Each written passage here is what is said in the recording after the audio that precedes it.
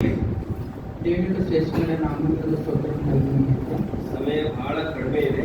సమయం చాలా కొద్దిగా ఉంది కాబట్టి ಅದರಲ್ಲೇ ಹೆಂಗೆ ಹೇಳೋದು ಗೊತ್ತಿಲ್ಲ. కొంత సమయంలో ఎలా చెప్పాలో నాకు అర్థం కావట్లేదు. ಮೊದಲನೇ ಕೊರಿಂಥೀಯ ಪತ್ರಿಕೆ మొదటి కొరింథీయులకు రాసిన పత్రిక 11ನೇ ಅಧ್ಯಾಯ 11వ అధ్యాయం 28ನೇ ವಚನ 22వ వచనం 28వ వచనం.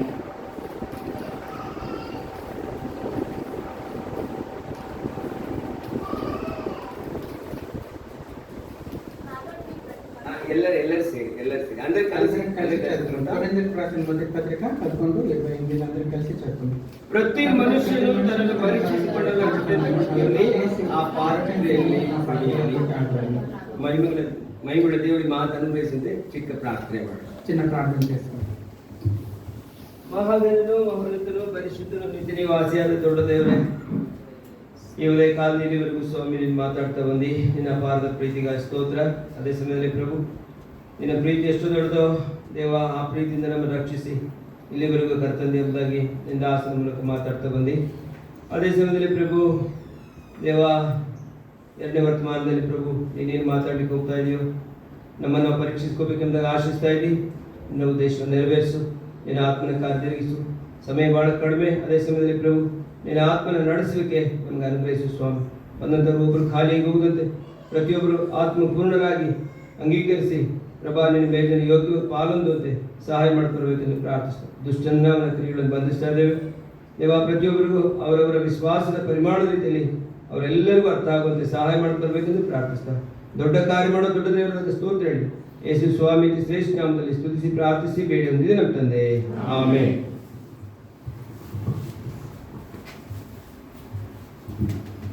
ಪ್ರತಿ ಮನುಷ್ಯನು ತನ್ನನ್ನು ಪರೀಕ್ಷಿಸಿಕೊಳ್ಳೋಣ ರೊಟ್ಟೆ ಅಂತ ತಿನ್ನಲಿ, ಆ ಪಾತ್ರೆಯಲ್ಲಿ ಕುಡಿಯಲಿ. కాబట్టి ప్రతి మనుషుడు తను తాను పరీక్షించుకును, అలాగే చేసి ఆ రొట్టెని తిని ఆ పాత్రలో త్రాగలను. ಇಲ್ಲಿ ಏನ್ ನೋಡ್ತೇವೆ ಅಂದ್ರೆ, ఇక్కడ మనం ఏం చేస్తామంటే ನಮ್ಮನ್ನು ನಾವು ಪರೀಕ್ಷಿಸ್ಕೋಬೇಕು. మనల్ని మనం పరీక్షించుకోవాలి. ನಾವೇನ್ ಮಾಡ್ತೇವೆ, మనం ఏం చేస్తాము, ಬೇರೆಯವರು ಪರೀಕ್ಷಿಸ್ತೇವೆ. మనం వేరే వాళ్ళని పరీక్షిస్తాము. ಬಹಳ ಸರಿ ಅದೇ ಕೆಲಸ ನಮ್ದು. చాలా సార్లు మనం చేసే పని ಅರ್ಥ అవుతుందా ಕನ್ನಡ? ಬಹಳ ಸರಿ ಅದೇ ವ್ಯವಹಾರ ನಮ್ದು.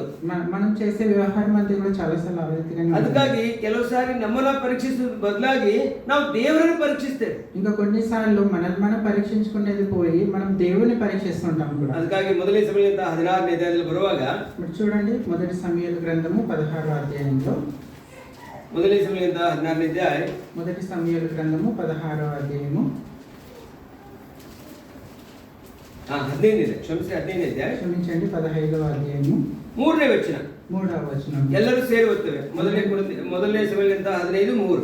మొదటి సమూయేలు 15:3 అందరం కలిసి చదువుతాం. ಈಗ ನೀನು ಹೋಗಿ ಅವರನ್ನು ಸೋಲಿಸಿ ಅವರನ್ನು ಸಂಪೂರ್ಣವಾಗಿ ಹಾಳು ಮಾಡುವ ಗಂಡಸರನ್ನು ಹೆಂಗಸರನ್ನು ಮನುಷ್ಯ ಮಕ್ಕಳನ್ನು ಶಿಶುಗಳನ್ನು ಸ್ತ್ರೀ ಕತ್ತೆ ಒಂಟೆಗಳನ್ನು ಹೇಳುತ್ತಾನೆ ಅಂದನು. అమాలేకులను నిర్మూలన చేయమని చెప్పింది. ದೇವರು ಏನು ಹೇಳ್ತಾ ಇದ್ದಾನೆ ಇಲ್ಲಿ? దేవుడు ఇక్కడ ఏం చెప్తున్నాడు, ಅವರಲ್ಲಿರುವಂತದ್ದು ಯಾವುದನ್ನು ಉಳಿಸಬೇಡ. మరి వాళ్ళలో ఎవరిని కూడా కనికరింపవద్దు. ಇಲ್ಲಿ ಸೌಲ್ ಏನ್ ಮಾಡ್ತಾ ಇದ್ದಾನೆ? మరి అయితే సౌలు ఏం చేస్తున్నాడు, ಯಾವ್ಯಾವ ಅವನಿಗೆ ಅನುಕೂಲವೋ, ಯಾವ್ದಾದ್ರು ಅವನಿಗೆ ಯೋಗ್ಯವೋ, ಯಾವ್ದಾದ್ರು ಅವನಿಗೆ ಇಷ್ಟವಾದವೋ ಅವುಗಳನ್ನ ಇಡ್ತಾ ಇದ್ದಾನೆ. ಉಳಿದೆಲ್ಲ ಕುಂಟು ಕುರುಡು ಎಲ್ಲವನ್ನ ನಾಶ ಮಾಡ್ತಾ ಇದ್ದಾನೆ. మరి ఏవేవైతే ఆయనకు అనుకూలంగా ఉన్నాయో, ఏవైతే మంచివిగానో ఆయనకు శ్రేష్టంగా అనిపిస్తున్నాయో వాటిని ఉంచుకొని మిగిలిన వాటిని అన్నిటిని కూడా నిర్మూలన చేశాడు. దేవుడు ఏం ಮಾಡ್ತಾನೆ ಬಿಡು ಅನ್ಕೊಳ್ತಾ ಇದ್ದಾನೆ. మరి దేవుడు ఏం చేస్తాడులే అంటే చూస్తాడులే అని అనుకున్నాడు. ಆಜ್ಞೆ ಅತಿಕ್ರಮ ಪಾಪಕ್ಕೆ ಬರುವಂತ ಸಂಬಳ ಮರಣ ನೋಡ್ತೇವೆ. మరి ఆజ్ఞాతిక్రమమే పాపము, తర్వాత పాపంలోకి వచ్చే జీతం మరణము అని మనం చూసాము.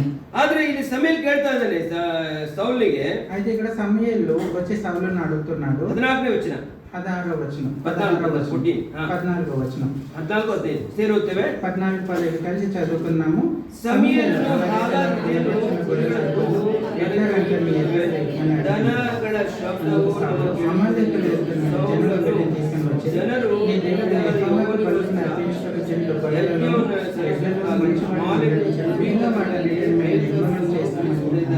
ಮಿಕ್ಕಾದುಗಳೆಲ್ಲ ಸಂಪೂರ್ಣ ನಾಶ ಮಾಡಿದ ಉತ್ತರ ಕೊಟ್ಟನು. ಹೆಂಗ್ ಕೆಲಸ ಮಾಡ್ತಾ ಇದ್ದಾನೆ ಸೌಲನಲ್ಲಿ? మరి ఇక్కడ సౌలు ఏం పని చేస్తున్నాడు, 50-50 ಮಾಡ್ತಾ ಇದ್ದಾನೆ. మరి 50-50 అంటే 50 ಏನಂದ್ರೆ ದೇವ್ರ ಮಾತು ಪೂರ್ತಿಯಾಗಿ ನಂಬಲಿಲ್ಲ. మరి దేవుని మాటకు పూర్తిగా విధేయత లేక నమ్మకం ఉంచలేదు. పూర్తిగా హింబాసలిಲ್ಲ, తర్వాత పూర్తిగా వెంబడించలేదు, పూర్తిగా విధేయತೆಯನ್ನು ತೋರಿಸಲಿಲ್ಲ, తర్వాత సంపూర్ణంగా విధేయత చూపించలేదు. ಮುಂದೆ ನಡೆಯುವಂತ ಸಂಭವನೀಯತೆ ಎಂತದಂತ ಅರ್ಥ ಮಾಡ್ಕೊಳ್ಳಿಲ್ಲ. మరి అక్కడ ముందు జరుగుతున్నటువంటి ఆ సందర్భంలో అంటే ఆ సమయం ఎటువంటిదని తను అర్థం చేసుకోలేదు. ಬಹಳಷ್ಟು ಸಾರಿ ನಮ್ಮ ಜೀವನದಲ್ಲಿ ಹಿಂಗೆ ನಡೀತದೆ. చాలా సార్లు మన జీవితంలో ఇలాగనే జరుగుతుంటుంది. ದೇವರು ಹೇಳ್ತಾನೆ, దేవుడు చెప్తాడు, ಇದನ್ನ ಬಿಟ್ಟು ಬಿಡು ಅಂತಾನೆ. మరి దీనిని విడిచిపెట్టు అంటాడు. ಇದನ್ನ ಬಿಟ್ಟು ಬಿಡು ಅಂದ್ರೆ ನಾವು ಬಿಡೋದಿಲ್ಲ. మరి దీన్ని సంపూర్ణంగా విడిచిపెట్టు అంటే మనం దాన్ని విడిచిపెట్టము. ಒಂದ್ ಮಾತು ನೋಡ್ತೇವೆ ಕೀರ್ತನೆಯಲ್ಲಿ, ఒక మాట చూస్తాం కీర్తనలు 45 ಅನ್ಕೊಂತೇನೆ, 45వ కీర్తన 10-11 10-11 ಎಲ್ಲರೂ ಸೇರೋದು. అందరం కలిసి చదువుకుందాము. ಎಲ್ಲೋ ಕುಮಾರಿಯೇ ನನ್ನ ಮಾತನ್ನು ಕೇಳಿ ಆಲೋಚಿಸು, ಸ್ವಜನರನ್ನು ತವರು ಮನೆಯನ್ನು ಮರೆತುಬಿಡು. ಆಗ ನಿನ್ನ ರಾಜನು ರಾವಣನ ಅಪೇಕ್ಷೆಯನ್ನು, ಆತನಿಗೆ ಒಡೆಯನು, ಆತನಿಗೆ ನಮಸ್ಕರಿಸು. ಇಲ್ಲೇನು ಹೇಳ್ತಾ ಇದ್ದಾನೆ ದೇವರು? మరి ఇక్కడ ప్రభువు ఏం చెప్తున్నారు? ಎಲ್ಲೋ ಕುಮಾರಿ ನನ್ನ ಮಾತನ್ನು ಕೇಳಿ ಆಲೋಚಿಸು, ಸ್ವಜನರನ್ನು ತವರು ಮನೆಯನ್ನು ಮರೆತು ಬಿಡು. కుమారి ఆలకించుము, ఆలోచించి చెవియగుము, నీ స్వజనంలో నీ తండ్రి ఇంటిని మరువుము. ಇಲ್ಲಿ ಯಾರು ತವರು ಮನೆ?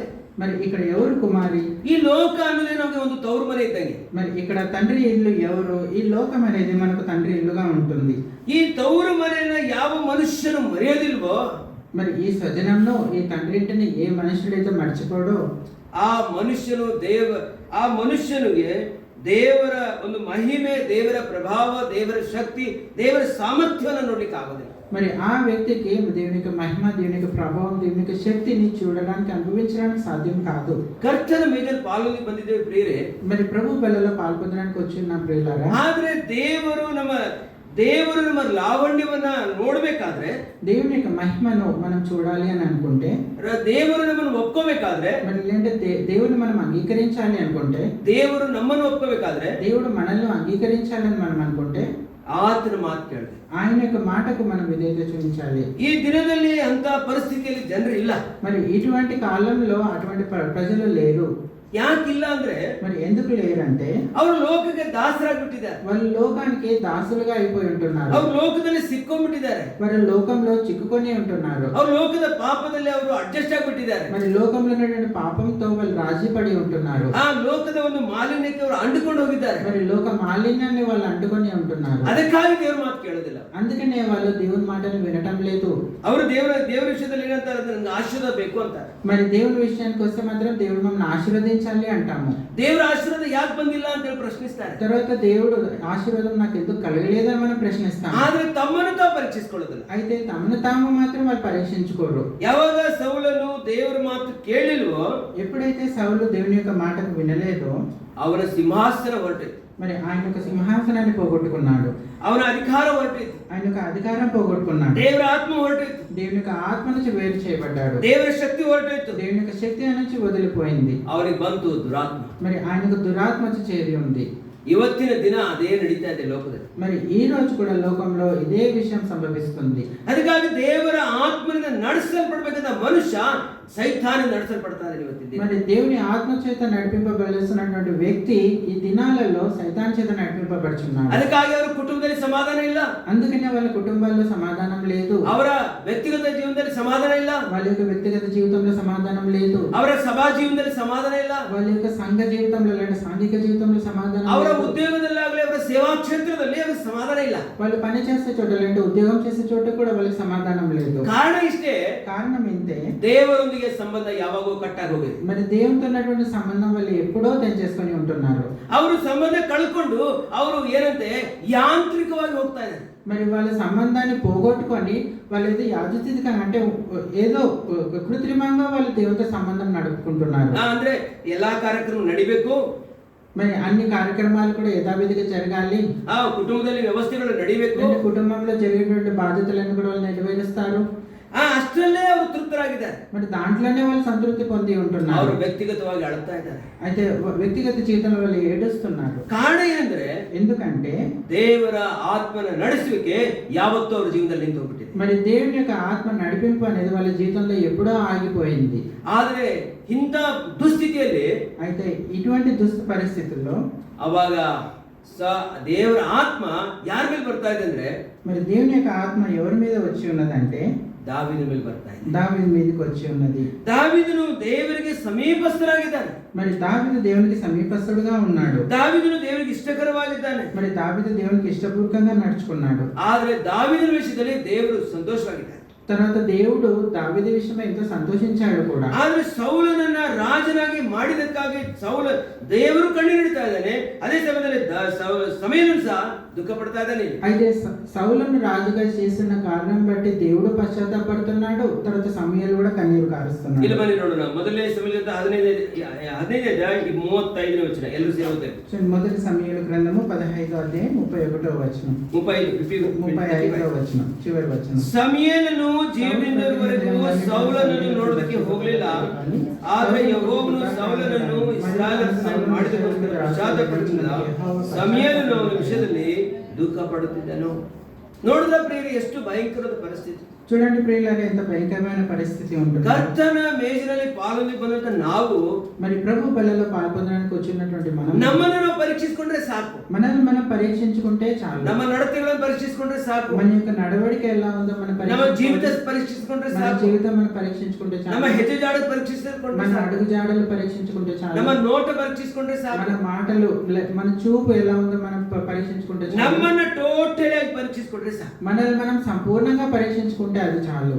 ಆದ್ರೆ ನಮ್ಮನ್ನು ಪರೀಕ್ಷಿಸಿಕೊಳ್ಳದೆ, అయితే మనల్ని మనం పరీక్షించుకోనకుండా ದೇವರ ಚಿತ್ತವನ್ನು ನಾವು ಮರೆತೋಗಿ, మరి దేవుని యొక్క చిత్తాన్ని మనం మర్చిపోయి, ನಾವು ದೇವರ ಆತ್ಮನನ್ನ ಕಳ್ಕೊಂಡು, మనం దేవుని యొక్క ఆత్మను పోగొట్టుకున్న వారమై, ನಾವು ನಷ್ಟ ಹೋದ್ರೆ, మనం నష్టపోతే జవాబుదారు దేవరಲ್ಲ, నావే. మన దేవుడు కాదు మన విషయం, మనమే మనకు విషయమే జవాబుదారి మనం చెప్పవలసిన వారు. ಅದಕ್ಕಾಗಿ ಜ್ಞಾನೋಕ್ತಿಯಲ್ಲಿ ಒಂದು ಮಾತು ನೋಡ್ತೇವೆ. చూడండి, సామెతల్లో కూడా ఒక మాట ఉంటుంది.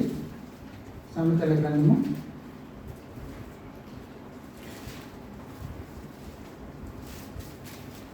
'ಮನುಷ್ಯನು ತನ್ನ ನಡತೆಯನ್ನು ಕೆಡಿಸಿಕೊಂಡು ಯೆಹೋವನ ಮೇಲೆ ಕುದಿಯುವನು' ಅಂತ ಬರೆಯಲ್ಪಟ್ಟಿದೆ.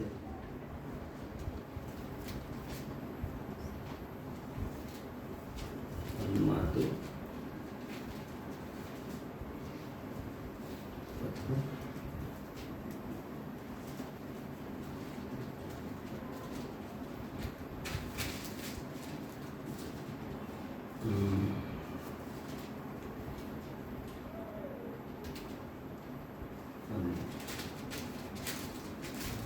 ಫ್ಯಾನ್ ಕಮ್ಮಿ ಮಾಡೋದು.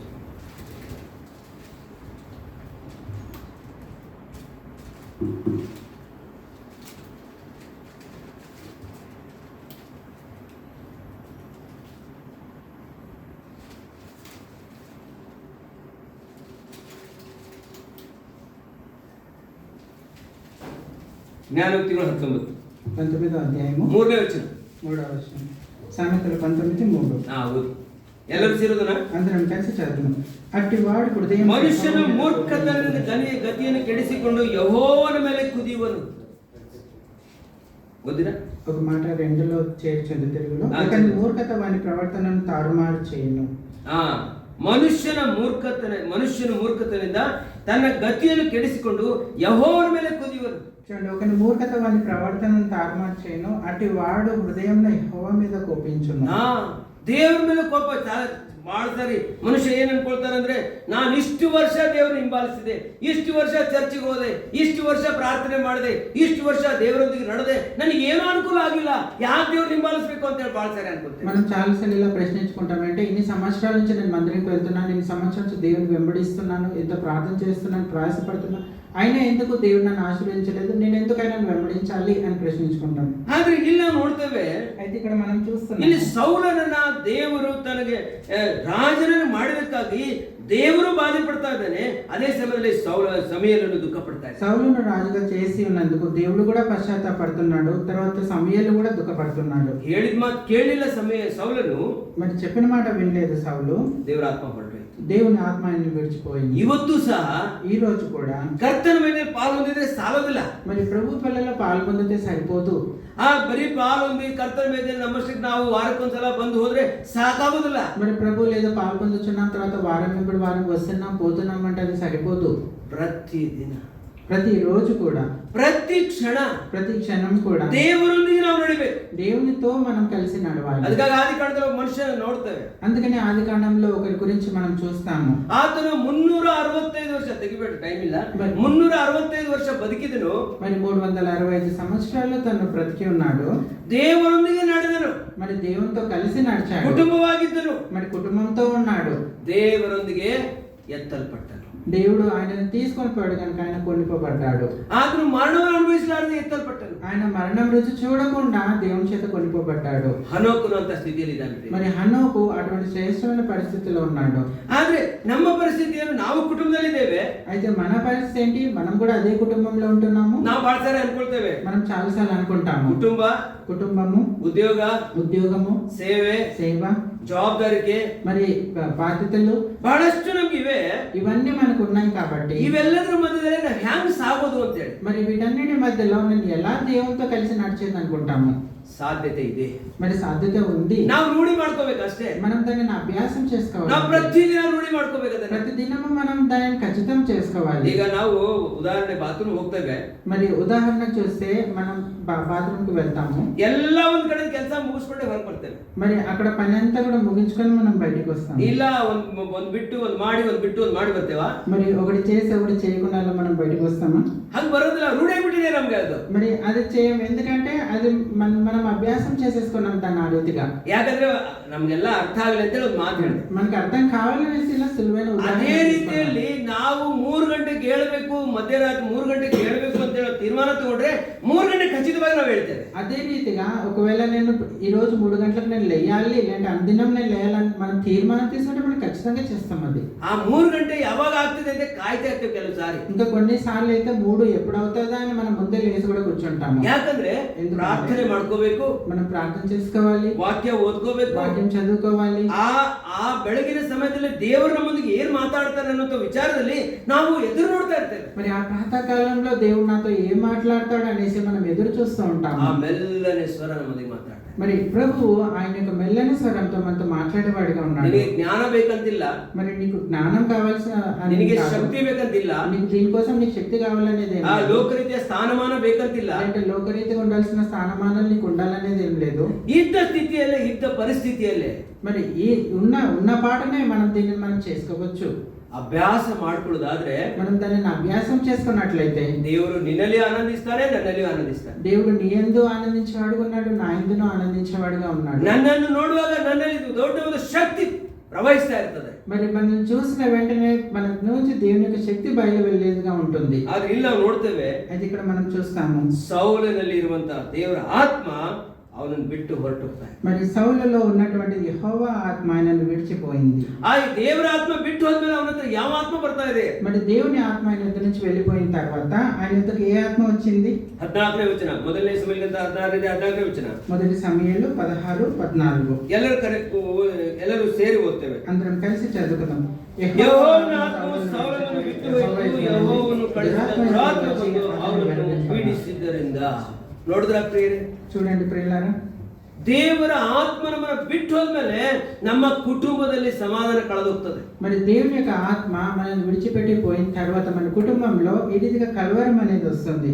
ಸಂಘದ ಸಭೆಯಲ್ಲಿ ಬರ್ತದೆ, అదే రీతిగా సభలో కూడా ఆ యొక్క కలవరం అనేది వస్తుంది. ವ್ಯಕ್ತಿಗತ ಜೀವನದಲ್ಲಿ ಬರ್ತದೆ, వ్యక్తిగత జీవితంలో కూడా కలవరం అనేది ನಾವು వస్తుంది. ಎಲ್ಲೋದ್ರೂ ಎಲ್ಲರಿಗೂ ಅಡ್ಡುಬಂಡಿ ಆಗಿಬಿಡ್ತೇವೆ. మనం ఎక్కడికి పోతే కూడా అక్కడంతా కూడా మనం వారికి అభ్యంతర కారణంగా ఉంటాం. ಎಲ್ಲಿ ಹೋದ್ರು ಯಾರಿಗೂ ಮೇಲ್ ತರೋದಿಲ್ಲ ನಾವು. మరి ఎక్కడికి వెళ్తే కూడా అక్కడంతా కూడా మనం ఎవరికి కూడా ఏ మేలు చేసేవారుగా ఉంటాము. ಕಾರಣ ಏನಂದ್ರೆ, ఎందుకు కారణం అంటే ಒಂದೇ ಒಂದು ವಿಷಯ, ఒకటే ఒక విషయం, ದೇವರ ಆತ್ಮದಿಂದ ನಡೆಸಲ್ಪಡೋದು ಎಂದು ನಿಂತು ಹೋಗ್ಬಿಟ್ಟಿದೆ ನಮಗೆ. మరి దేవుని యొక్క ఆత్మతో నడువుట అనేది మన జీవితంలో ఆగిపోయింది. ಅದಕ್ಕಾಗಿ ನೋಡ್ತೇವೆ, అందుకనే మనం ఇక్కడ చూస్తాము ಸೌಲನ ಜೀವಿತದ ಆದ್ಮೇಲೆ ಇಲ್ಲಿ దావీదుನ జీవితం ನಾವು ನೋಡ್ತೇವೆ. మరి సౌలు జీవితం అయిన తర్వాత మనం దావీదు యొక్క జీవితం కూడా మనం చూస్తాము. దావీదు ఎంతవను? దావీదు ఎటువంటి వాడు? ನನ್ನ ಹೃದಯಾನುಸಾರನು ಅಂತಾನೆ. మరి నా హృదయానుసారుడు అని చెప్పాడు దేవుడు. ಯಾವ ಹೃದಯಾನುಸಾರನು ಅಂತಾನೆ? ఎందుకు ఎవరిని హృదయానుసారుడు అని అంటాము?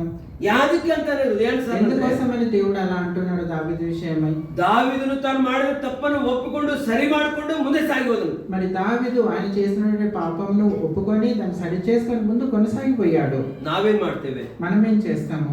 ಬಹಳ ಸಾರಿ ಒಪ್ಕೊಳ್ಳೋದಿಲ್ಲ. చాలాసార్లు మనం ఒప్పుకోము.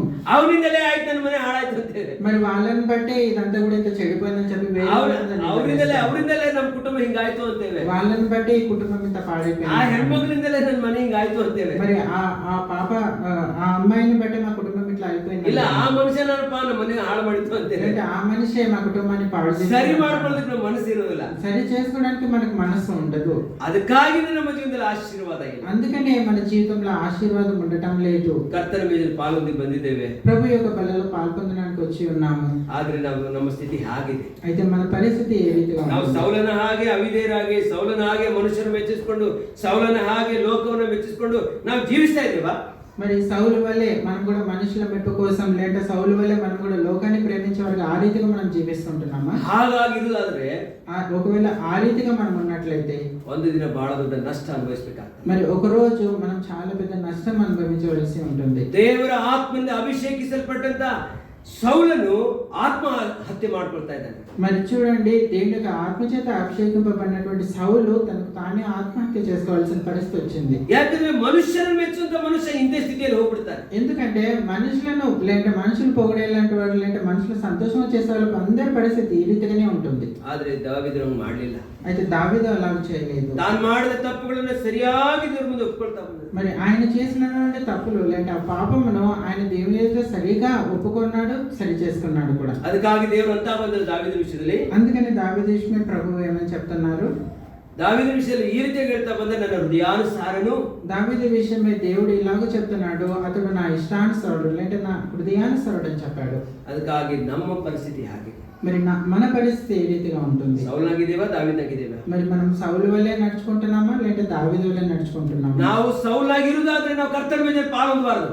మనం సౌలు లాగా మనం ఉన్నట్లయితే మన ప్రభు యొక్క బలలో మనం పాలు పొందకూడదు. ನಮ್ಮನ್ನು ಪ್ರಶ್ನಿಸೋರು ಯಾರು ಅಂತೇಳಿ ನಾವು ಮೊಂಡರಾಗಿರುವುದಾದ್ರೆ, మరి నాకు ప్రశ్న వేసే వాళ్ళు ఎవరు అనేసి మనం కఠినంగా ఉన్నట్లయితే, ನಾವು ಅವಿಧೇಯರಾಗಿದ್ರೆ, మనం ఒకవేళ అదే రీతిగా అవిధేయతతో ఉన్నట్లయితే, ನಾವು ದೇವರ ಚಿತ್ತಾನುಸಾರವಾಗಿ ಬದುಕಲಾರದೆ ಇರುವುದಾದ್ರೆ, దేవుని చిత్తానుసారంగా మనం జీవించుకుంటే ఇంకా అలాగే నడుచుకున్నట్లయితే ಕರ್ತನ ಮೇಲೆ ಪಾಲೊಂದಬಾರದು. ప్రభు యొక్క బలలో మనం పాలు పొందరాదు.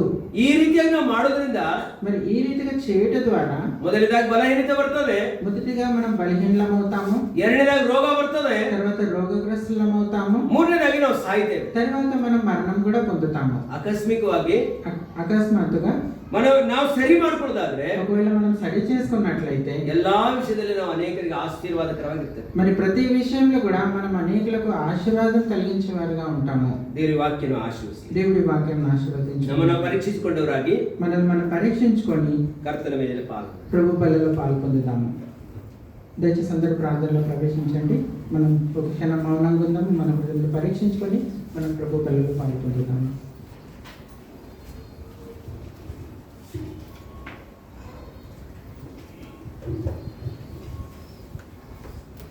ಪ್ರೀತಿ ಸ್ವರೂಪ ಪರಲೋಕದ ಮಹಾನತನೇ ಸರ್ವಾಧಿಕಾರಿ ಸೌಲ ದಾವೀದನ ಜೀವಿತನ ದಾಂಪತ್ಯ ಸ್ತೋತ್ರ ಕರ್ತನೆ.